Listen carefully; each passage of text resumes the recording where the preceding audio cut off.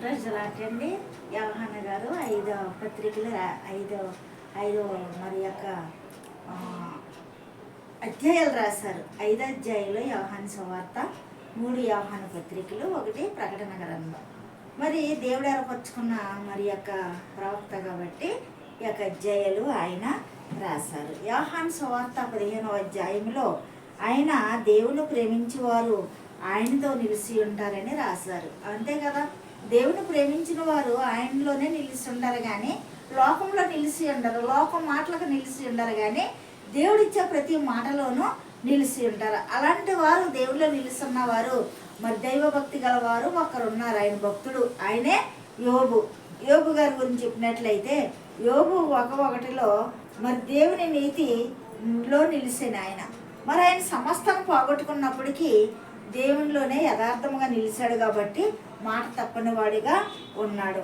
మరి ఇంకా దేవుని యందు నిలిచి ఉన్నాడు కాబట్టి రెండంతలుగా యోబు దీవించబడ్డాడు.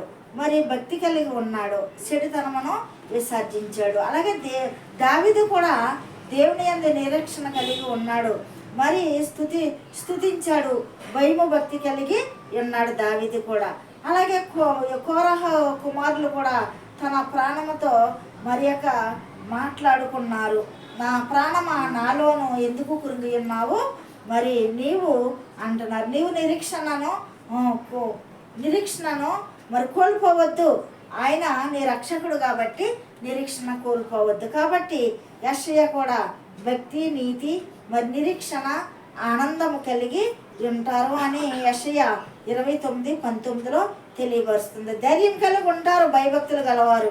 మరి భయంకరమైన పరిస్థితుల్లో కూడా ఆనందం కలిగి మరి ఎలాగా ఆ యొక్క అబక్కకులాగా ఉంటారు. కాబట్టి వీరిలాగా మనం ఉండాలని మరి క్రీస్తులో నిలుస్తున్నప్పుడు ఇవన్నీ కలిగి ఉంటామని వాక్యం చెలవిస్తుంది. పరిశుద్ధ వాక్యం దేవుడు దీవించుగాక. సబ్స్క్రైబ్ చేయండి, షేర్ చేయండి, అన్న మినిస్ట్రీ గురించి ప్రార్థించండి. ఆమేన్.